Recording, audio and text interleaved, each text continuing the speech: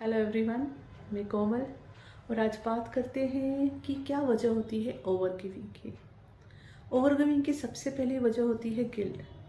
कि आपसे कभी ऐसा एहसास होता है कि आपने लाइफ में कोई गलती की है, तो इंस्टेड ऑफ उस गलती को यह समझने की जगह कि it is the learning stone, कि आपने उससे लर्न करके ग्रो किया है, तो उससे गलती को गलती की तरह ही देखना, इस तरह से विजडम के साथ देखना कि it's okay, you are learning and growing.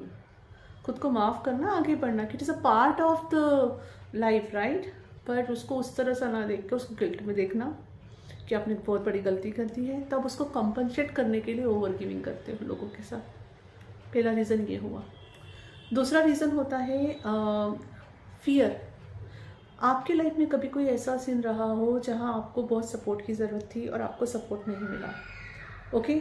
तो इस फियर की वजह से आप ओवर गिविंग करते हो अपने रिश्तों में, यह सोच के कि कभी ऐसा ना हो, कभी आपके अपनों को ये ना लगे कि उनको सपोर्ट की ज़रूरत थी और उनको सपोर्ट नहीं मिला। ये दूसरा रीज़न हुआ, ठीक है।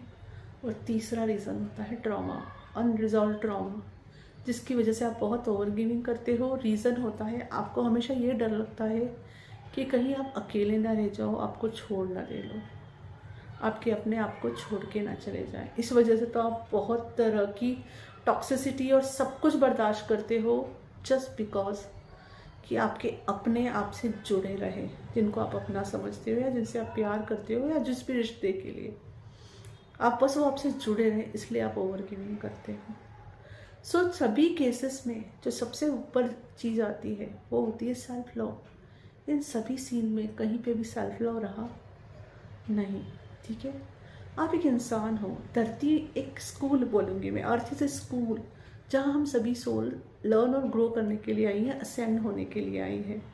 तो इज़ इट नॉट ओके कि आपने कभी लाइफ में गलतियाँ की हो, ठीक है, उससे लर्न एंड ग्रो करा है, तो उसके लिए आपको गिल्ट पकड़ के रखने की ज़रूरत नहीं है। फ्यूचर में भी छोटी बड़ी गलतियाँ आप करोगे, सीखोगे और बढ़ोगे, तो क्या हर बार आप खुद को इस तरह पनिश करना चाहते हो ओवर गिविंग करके? तो इस साइकिल से फ्री होने की ज़रूरत है, राइट। और दूसरा, क्या आप कभी किसी की ज़िंदगी में भगवान का रोल प्ले कर सकते हो? नहीं, आपको अपना बेस्ट करना है, लेकिन खुद के साथ कंपैशन रखते हुए। अपनों का साथ दो, पर खुद के साथ कंपैशन रखते हुए। अगर आप खुद को पूरी तरह निचोड़ रहे हो, बर्नआउट कर रहे हो, तो आपको लगता है आप क्या कर रहे हो? आप सामने वाले को यही सिखा रहे हो कि उनको लोगों को एडवांटेज लेना चाहिए। इट्स ओके अगर कोई ओवर गिविंग कर रहा है, आप उनके सबकॉन्शियस माइंड को भी ट्रेन कर रहे हो। अगर बच्चों के साथ कर रहे हो तो बच्चों के सबकॉन्शियस माइंड को ट्रेन कर रहे हो, जिससे बड़े होकर वो भी फिर यही करेंगे, ओवर गिविंग करेंगे। या फिर कोई दूसरे बड़े लोग भी हैं, तो आप उनको बोल रहे हो कि it's okay, they can take advantage of you. Is it good? Is it healthy? No, it is not. और रही बात ट्रॉमा की, तो वो तो आपको हील करना होगा। विश्वास रखिए, भगवान ने आपको कभी नहीं छोड़ा है। और जब आप अपने अंदर हीलिंग करोगे ना, तो आपको रियलाइज़ होगा कि मायने ये रखता है कि अच्छे और सच्चे हार्मोनियस रिलेशनशिप में आप रहो। कितने लोगों के साथ रह रहे हो फिर वो मायने नहीं रखता। और धीरे धीरे टॉक्सिक पीपल आपकी ज़िंदगी से निकलते जाएंगे और भगवान जी वाकई उन्हें अच्छे से, बोलते ना, हार्मोनियस रिलेशनशिप से रिप्लेस भी करते जाएंगे। तो trust the God, trust the process. उसके लिए पहले उस टॉक्सिक एनर्जी को आपको अपने अंदर से फ्री करना है। ये जब भी आप ये सारी हरकतें कर रहे हैं, आप क्या हो रहे हो? खुद के साथ टॉक्सिक हो रहे हो, right.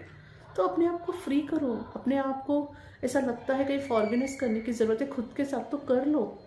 Is it okay, right.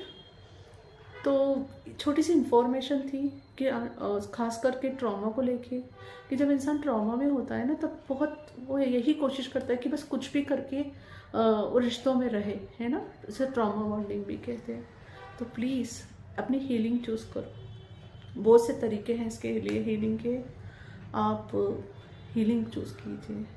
आप मिरर एक्सरसाइज कर सकते हैं, मैथ में जा सकते हैं, या कोई थेरेपी ले सकते हैं, लाइफ कोचेस से कंसर्न कर सकते हैं, राइट। आपको अगर स्टार्टिंग में कुछ हेल्प चाहिए तो आप मुझसे भी सेशन ले सकते हो। But please don't ignore this call.